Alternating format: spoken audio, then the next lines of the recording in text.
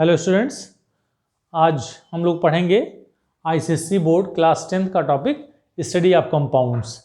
इस study of compounds में 4 तरह के कंपाउंड हैं और उन कंपाउंड्स का नाम है hydrogen chloride gas, ammonia, nitric acid और सल्फ्यूरिक एसिड। इन चारों के बारे में हम लोग वन बाय वन डिस्कस करेंगे। अगर आपको मेरा पढ़ाया हुआ वीडियो पसंद आ रहा हो तो प्लीज़ इसको लाइक करें, कमेंट करें and don't forget to subscribe my channel Silencer Chemistry. ठीक है, तो आपको बहुत ज़्यादा मेहनत करने की ज़रूरत नहीं है, बस खाली आपको सब्सक्राइब का बटन दबा देना है जिससे मेरा चैनल सब्सक्राइब हो जाए और आप तक हमारा कंटेंट पहुंचता रहे। तो लेट अस सी, सबसे पहले देखेंगे पहला compound hydrogen chloride gas. Hydrogen chloride जो होता है वह एक एसिडिक नेचर का गैस है। अब हम कैसे जानेंगे कि हाइड्रोजन क्लोराइड गैस और हाइड्रोक्लोरिक एसिड में क्या अंतर होता है, ये हम ध्यान देंगे।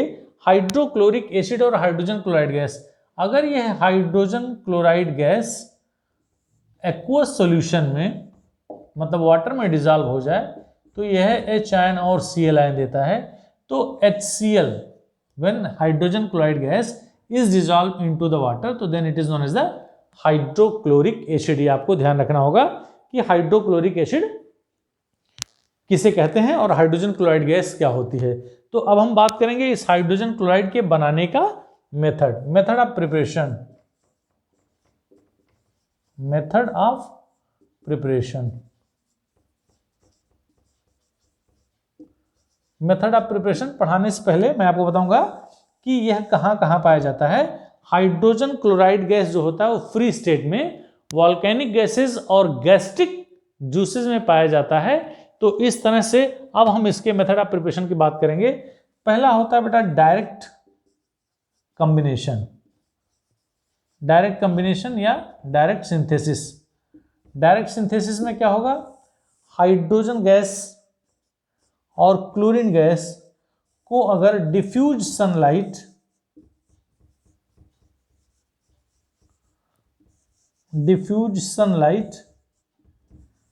के प्रेजेंस में अगर रिएक्शन करवाएं तो हाइड्रोजन क्लोराइड गैस बनती है।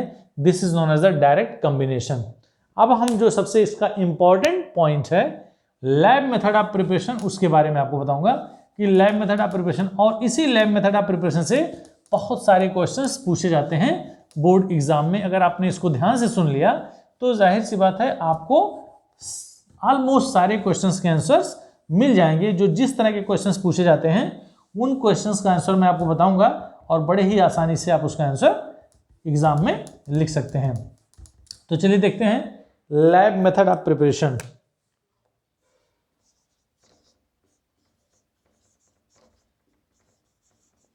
लैब मेथड, पहले मैं आपको रिएक्शन बताऊंगा फिर मैं आपको यहां फिगर के साथ इसका एक्सप्लेनेशन करूंगा। चल देखते हैं। अगर हम फिगर बना दें पहले तो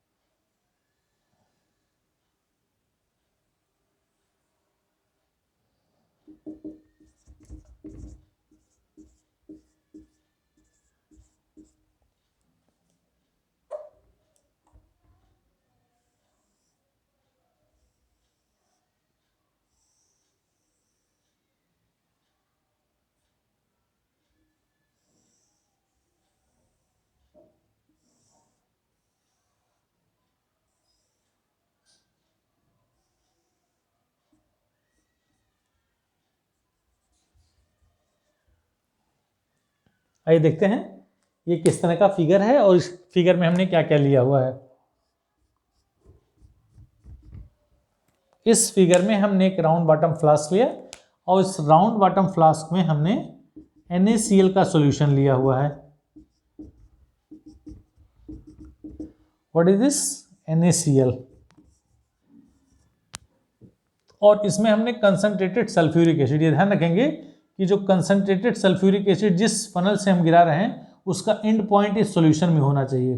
तो जब NaCl और कंसंट्रेटेड सल्फ्यूरिक एसिड का हमने मिक्सचर लिया, इसको हमने हल्का हल्का हीट किया and the temperature should be less than 200 degree Celsius.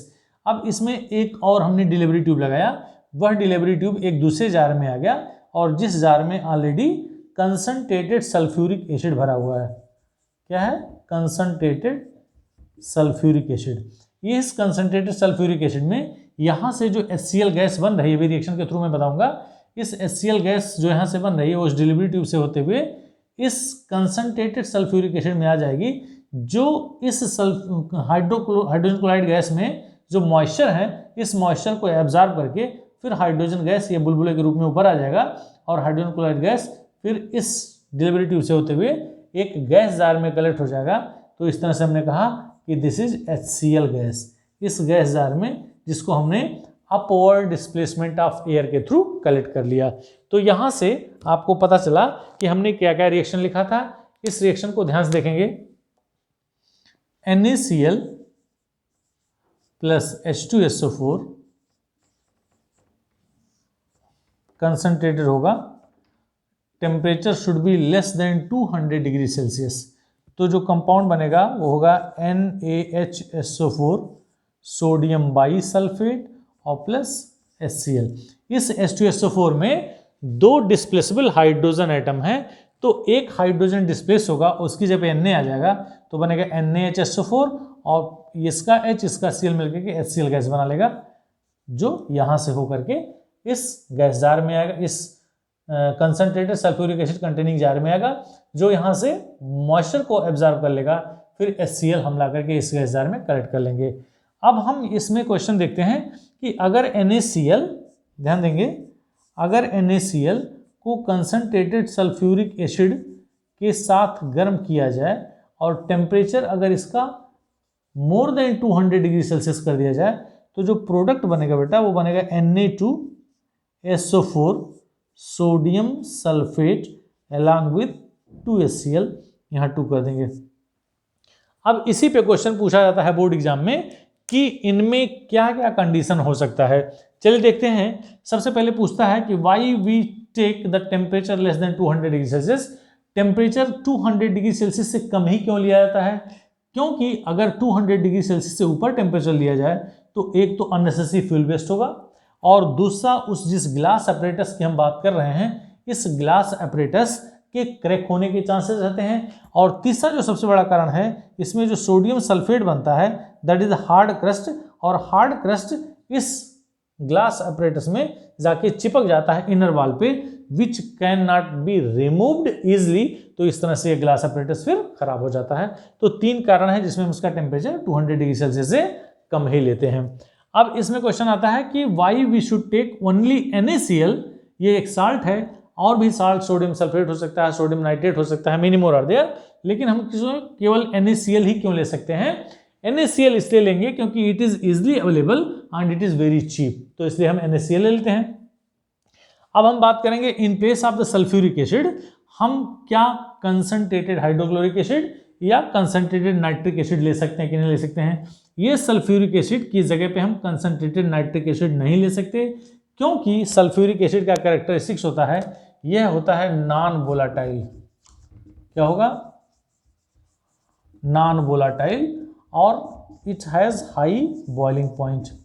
इन दो कैरेक्टरिस्टिक्स के कारण हम नाइट्रिक एसिड ना लेकर के कंसंट्रेटेड सल्फ्यूरिक एसिड लेते हैं। नॉन वोलाटाइल मतलब जो वेपोराइज ना हो। अगर हम इसकी जगह पे कंसंट्रेटेड सल्फ्यूरिक नाइट्रिक एसिड लेते तो वह वेपोराइज हो जाता, और यहाँ वेपोराइज होने का सेंस होता कि जब हम ऊपर से कंसंट्रेटेड नाइट्रिक एसिड डालते तो नाइट्रिक एसिड के भी वेपर्स इस हाइड्रोजन क्लोराइड के वेपर्स के साथ चले जाते, तो वह ठीक नहीं होता। मुझे HCl गैस बनाना था और उस HCl गैस के साथ नाइट्रिक एसिड के भी वेपर्स आ जाते, तो विच वाज अनवांटेड।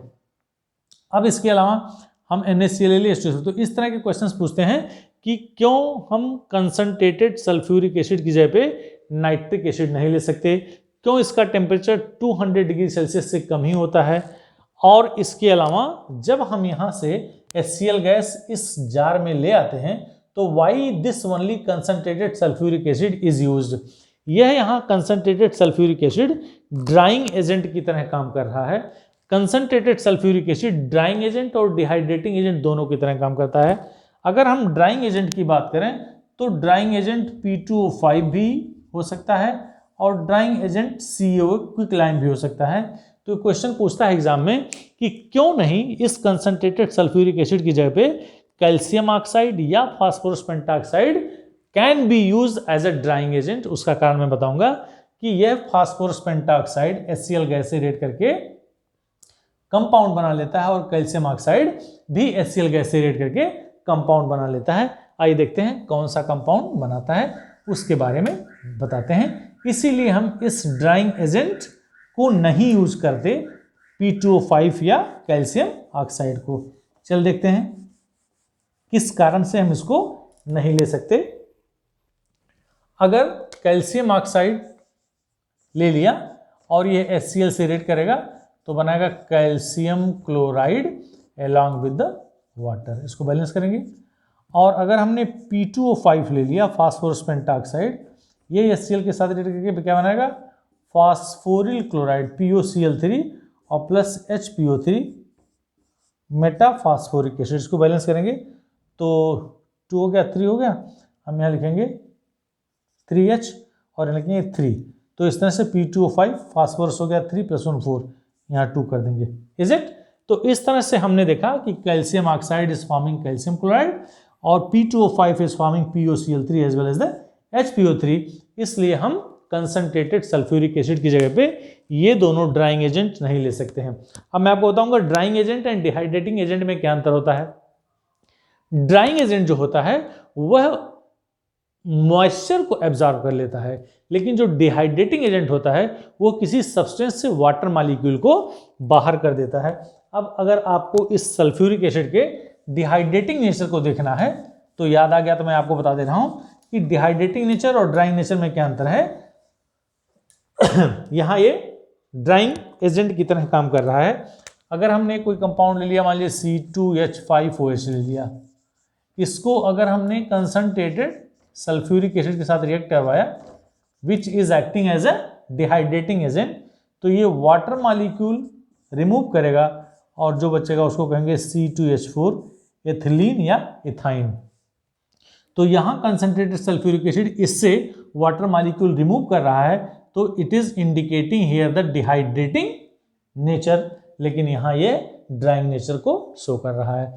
तो इस तरह से हम इसके लैब मेथड ऑफ प्रिपरेशन से इतने सारे क्वेश्चंस फिर मैं समराइज कर रहा हूँ।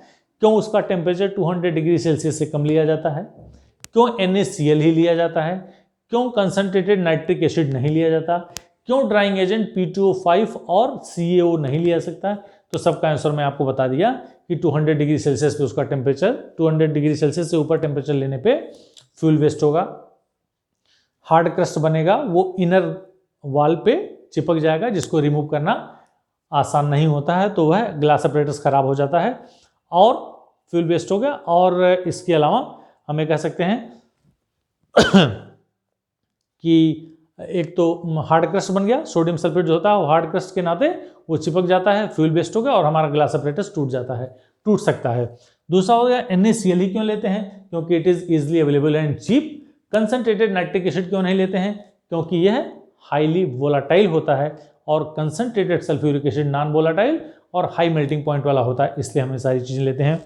P2O5 और कैल्शियम ऑक्साइड क्यों ड्राइंग एजेंट की तरह यूज नहीं करेंगे in place of the concentrated sulphuric acid, because ये दोनों HCl हाइड्रोजन क्लोराइड से रिएक्ट करके डिफरेंट टाइप के कंपाउंड बना लेते हैं।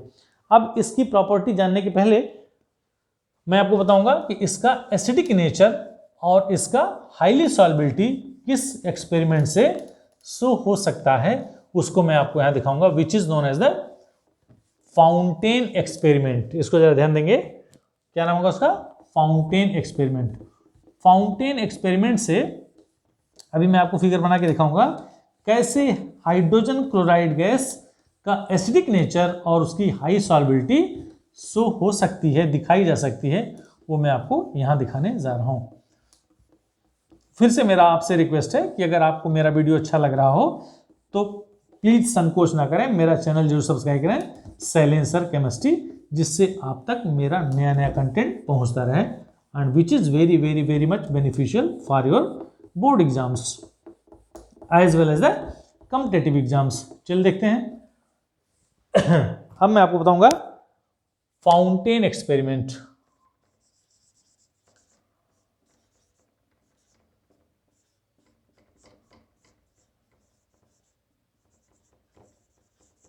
What is fountain experiment?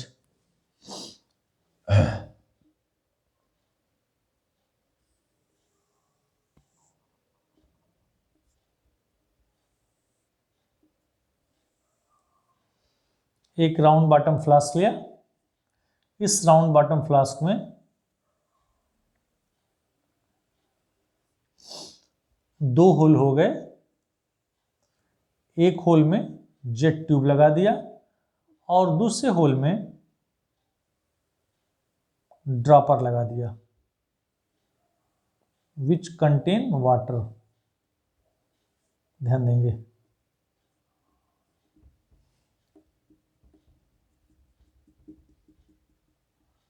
अब आप सोच रहे हो कैसे होल्ड होगा, इसको हम स्टैंड से